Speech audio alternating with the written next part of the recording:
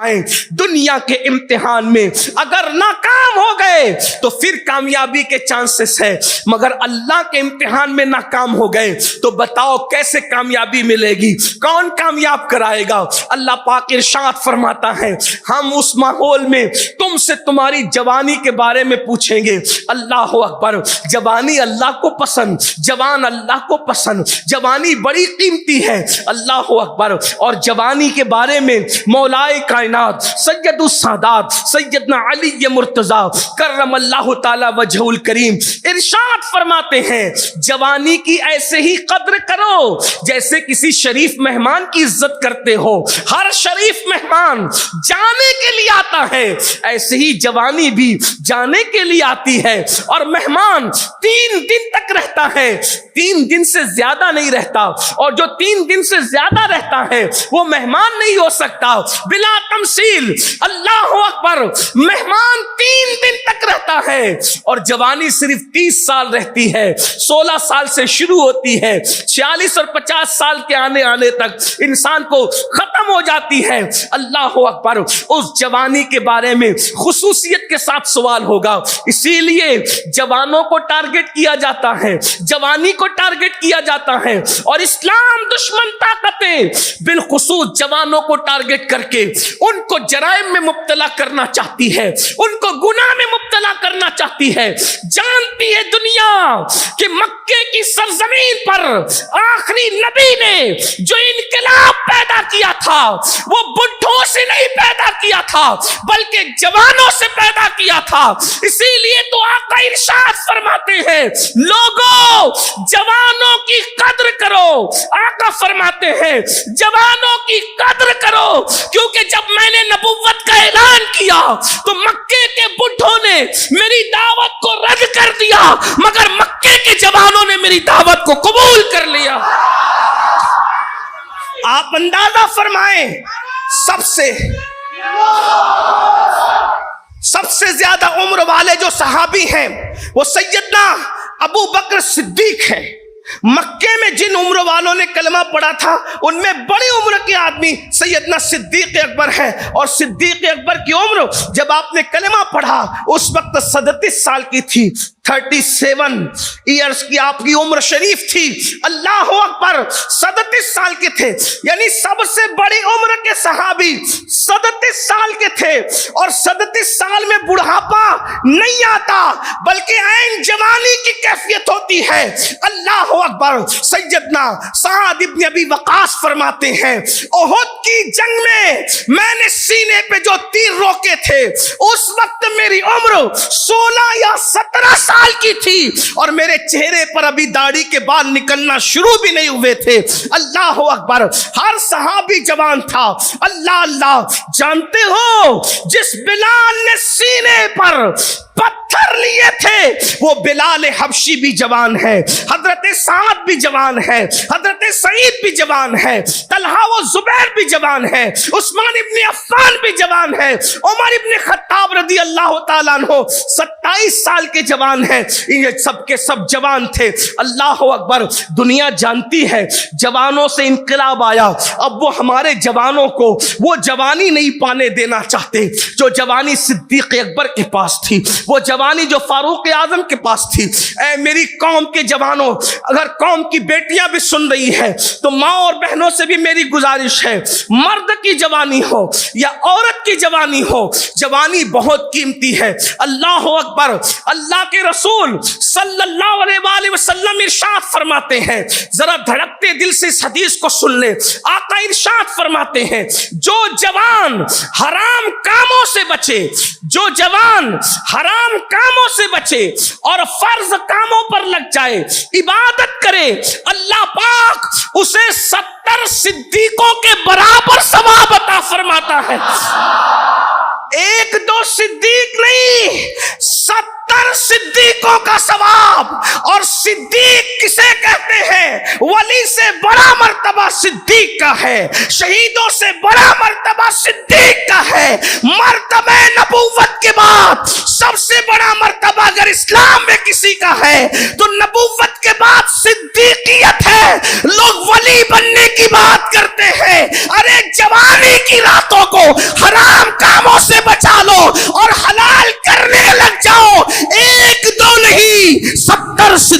کا ثواب کی بشارت دی جا رہی ہے.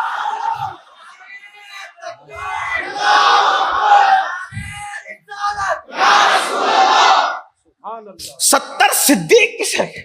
صدیق کہتے اسے جس کا مرتبہ نبوت کے بعد. اسی لیے حضور محدث اعظم کے چوچوی رحمت اللہ علیہ صدیق اکبر کا مقام بیان کرتے ہوئے کہتے ہیں کہ مرتبہ حضرت صدیق کا یہ ہے سید. مرتبہ حضرت صدیق کا یہ ہے سید. ہر فضیلت کے وہ جامع ہیں نبوت کے سوا. ہر فضیلت کے وہ جامع ہیں نبوت کے سوا. 70 صدیقوں کا ثواب کس بنیاد پر؟ صرف جوانی میں حرام سے بچ جاؤ اور اللہ نے جن کاموں کا حکم دیا اس کی طرف لگ جاؤ. بچ جاؤ حرام سے، یعنی اپنی نگاہوں کو حرام دیکھنے سے بچاؤ، اپنی زبان کو حرام بولنے سے بچاؤ، اپنے کانوں کو حرام سننے سے بچاؤ، اپنے پیٹ کو حرام لقمے سے بچاؤ، اپنی زبان کو حرام چیزوں سے بچاؤ. حرام سے رک جاؤ، فرائض اور واجبات کی طرف رک کر لو. جس چیز کا حکم دیا گیا اس کی طرف آ جاؤ. لیکن افسوس آج حرام دیکھنا تو لوگوں کو اتنا محبوب ہو گیا، اتنا محبوب ہو گیا. بڑی معذرت کے ساتھ آپ ملتے کہیں اور نہیں ہو، اس لیے مائک پر ہی بولنا پڑتا ہے. جیسا مریض ویسی دوا. مجھے تو شرم بھی آتی ہے، اذیت بھی ہوتی ہے، مگر کیا کریں، اپنی ذمہ داری پوری بھی کرنا ہے. آنکھ حرام میں اتنی مبتلا ہو گئی کہ آج کتنے جوان ہیں جن کے موبائل حرام فلموں سے محفوظ ہے، گندی پکچروں سے محفوظ ہے. اللہ اکبر. میں سوچتا ہوں یا اللہ کیا یہ قوم ہے، اور وہ بھی زنا کی فلمیں. اللہ اکبر. زنا کا لفظ سن کر ایمان والوں کے کلیجے کانپتے تھے، ان کے رونگٹے کھڑے ہو جاتے تھے. کیا ہو گیا اس قوم کو؟ اس قوم کے جوان زنا کی فلمیں دیکھ رہے ہیں اور وہ سوچتے ہیں کہ کیا ہے. سوچو زنا کی فلمیں دیکھتے دیکھتے آنکھیں بند ہوتی ہے، نیند آتی ہے. اللہ اکبر. آئیے ایک کال سن لیں. کس کا؟ سیدنا سلمان فارسی کا. غور سے سنیں، ہو سکے تو دل پہ نقش کریں. اللہ اکبر. سیدنا سلمان فارسی کہتے ہیں، اور یہ سلمان فارسی کون ہے پتہ ہے؟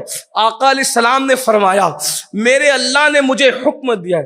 ذرا حدیث کے تیور پر نظر کرنا. عظمت بیان کرنے کے لیے حضور علیہ السلام کیا شان بیان کرنے کا انداز ہے. فرمایا میرے اللہ نے مجھے حکم دیا کہ اے محبوب میں 4 لوگوں سے محبت کرتا ہوں، تو بھی ان 4 سے محبت کیا کر.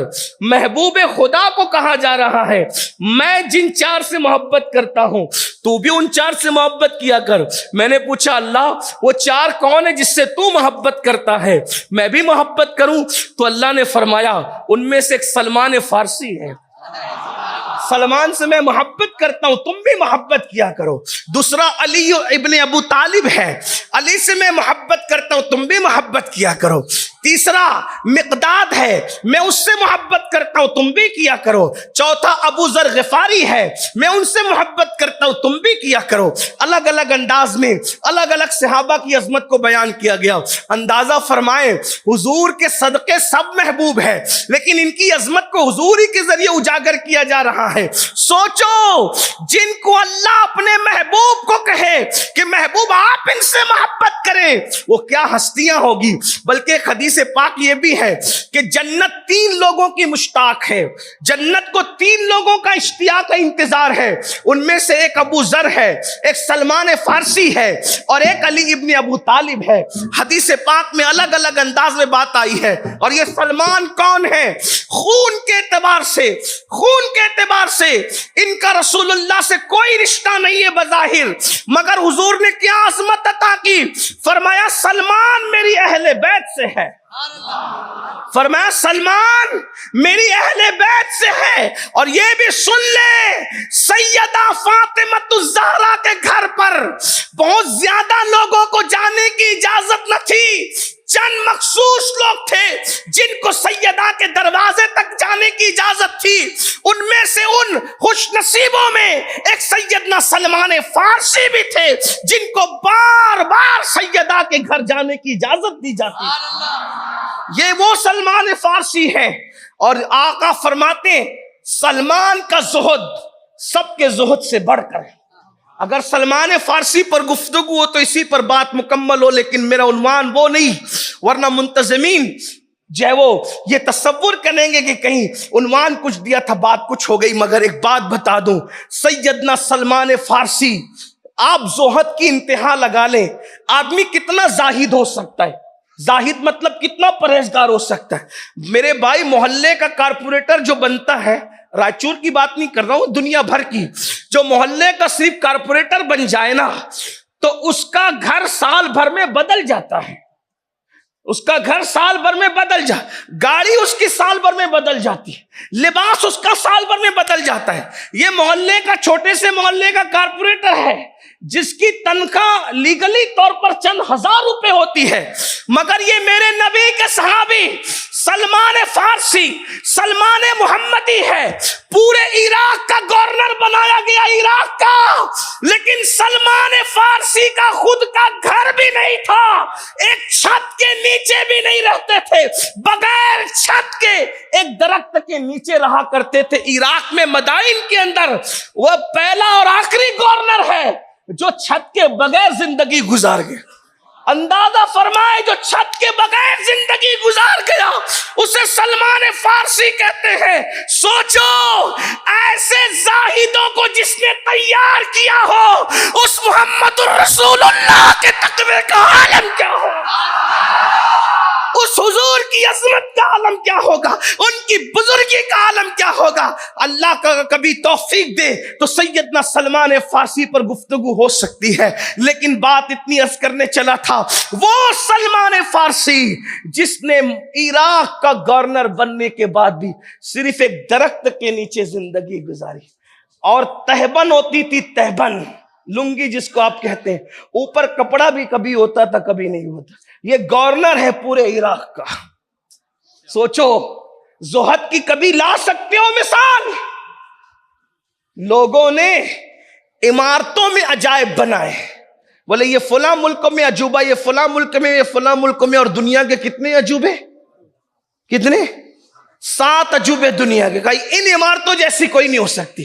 میں نے کہا لوگوں نے عمارتیں عجوبے کے طور پہ بنائے ہیں، رسول اللہ نے عجائب کے طور پہ افراد بنائے. ہاں اب ان عمارتوں کی طرح کوئی عمارتیں تو بن سکتی ہے، لیکن وہ عجائب جو شخصیات کی شکل میں مصطفیٰ جان رحمت نے پیش کیے تھے، آج بھی آسمان ان کو تک رہا ہے. اور میں کہتا ہوں اگر صحابہ کے جانے کے بعد دنیا میں بارش ہو رہی ہے تو میری عقیدت یہ کہتی ہے کہ شاید انہی کو یاد کر کے روتا ہوگا تبھی باران رحمت کا نزول ہوتا ہو، ورنہ ایسی ہستیاں کہاں ہیں؟ ہستیاں ایسی کہاں ہیں؟ خدا کے رسول نے ان کو کیا قرآن میں ڈھال دیا تھا کہ قرآن کا ترجمہ کسی زبان میں ہو نہ ہو، اگر صحابی پہنچ جائے تو لوگ قرآن کی تفسیر آسانی سے سمجھ سکتے ہیں. زہد کیا ہے، تقویٰ کیا ہے، علم کیا ہے، عشق کیا ہے، تجارت کیا ہے، ازدواجی زندگی کیا ہے، معیشت کیا ہے، معاشرہ کیا ہے، حضور علیہ السلام نے قرآن میں ڈھال دیا تھا. اور اب قیامت تک ان جیسی ہستیاں زمین پہ کبھی نظر نہیں آ سکتی. وہ سلمان فارسی رضی اللہ تعالیٰ عنہ ارشاد فرماتے ہیں، سن لیں بالخصوص میرے وہ نوجوان بھائی جو لوگ گندی چیزیں اور حرام چیزیں دیکھتے ہیں، زنا کی فلمیں دیکھتے، فرماتے ہیں حضرت سلمان فارسی کہ میں اتنا تو برداشت کر سکتا ہوں کہ مجھے مارا جائے پھر زندہ کیا جائے، پھر مارا جائے پھر زندہ کیا جائے، پھر مارا جائے پھر زندہ. 3 بار موت کی تکلیف اٹھانا میرے لیے آسان ہے. ذرا ان کے جملے پہ غور کر لیں، میری بہنوں کی بھی توجہ. سلمان فارسی سرکار فرماتے ہیں کہ 3 مرتبہ موت کی تکلیف میں اٹھا سکتا ہوں، یعنی مر کے زندہ ہو سکتا ہوں. اور ایک بار موت کی تکلیف کیا ہے پتا ہے؟ انسان کو تلوار کی 313 ضربیں ایک ساتھ لگائی جائے تو اتنی تکلیف نہیں ہوتی جتنی تکلیف انسان کو مرتے وقت ہوتی. زمین اور آسمان کو انسان کے سینے پہ لپیٹ کے رکھ دیا جائے تو اتنا بوجھ نہیں ہوتا جتنا موت کا بوجھ انسان محسوس کرتا ہے. انسان سوئی کے ناکے سے سانس لے تو کیا کیفیت ہوتی ہے، اس سے زیادہ مرتے وقت انسان کا دم گھٹتا ہے. اب سن لو، اپنی راتوں کو رنگین کرنے والے خدا کے لیے اپنے حال پہ رحم کر لیں. یہ دنیا میں مکر فریب کا شکار ہونے والے، شیطان کے ہاتھوں کٹ پتلی بننے والے، جوانی کو داؤں پہ لگانے والے، جوانی کی راتوں میں پاپ کرنے والے، ذرا توجہ سے دھیان سے سن لیں. اللہ دور نہیں ہے، اللہ شے رخ سے زیادہ قریب ہے. وہ ہم سے غافل نہیں ہے، وہ غافل ہونے سے پاک ہے. سنتم ولا نوم، اس کو کبھی اونگ نہیں آتی، اس کو کبھی نیند نہیں آتی. وہ اس کی شان ہے. ان اللہ کان علیکم رقیبا، وہ تم پر کڑی نگرانی کر رہا ہے. سب کی نظروں سے چھپ سکتے ہو، رب کی نظروں سے نہیں چھپ سکتے. اور اس کی شان یہ ہے، شان غیرت یہ ہے، ان عذاب ربک لواقع، اور بے شک تیرے رب کا عذاب واقع ہو کر رہے گا. ما لہ من دافع، جب وہ عذاب دینے کا فیصلہ کر لے تو اللہ کے عذاب سے تجھے کوئی نہیں بچا سکتا. مقرب سے مقرب بندہ بھی اگر دعا کر دے اور وہ فیصلہ کر لے تو اللہ اس مقرب بندے سے کہہ دیتا ہے تو نے دعا نہیں کرنا، تو میرا محبوب بندہ ہے، تو نے، میں فیصلہ کر چکا. وہ اے شان کما، کیا غیور اور غیرت والا ہے. قرآن اٹھا کے پڑھ لیں، قرآن، اللہ کی کتاب پڑھ لو. جس وقت لوط علیہ السلام کی قوم پر اللہ نے عذاب نازل کرنے کا فیصلہ کر لیا، بڑے نرم دل پیغمبر حضرت ابراہیم خلیل کو پتہ چلا کہ لوط کی قوم پہ عذاب آنے والا ہے، لوط میرا بھتیجا ہے. ہاتھ اٹھا کر عرض کی مولا تو نے اپنا خلیل بنایا ہے، قوم لوط کو عذاب سے بچا لے. تو جواب آتا ہے، اس کا مفہوم پیش کر رہا ہوں، میرے خلیل تو میرا چہیتا اور پیارا ہے، تیری دعا تو قبول ہے، مگر ان کے لیے دعا نہ کرنا کیونکہ میں عذاب نازل کرنے کا فیصلہ کر چکا ہوں. اور جب میں فیصلہ کر لیتا ہوں تو پھر اس کا فیصلہ ہے. لا تبدیل لکلمات اللہ، اللہ کا فیصلہ نہیں بدلتا، اللہ کے کلمات نہیں بدلتے.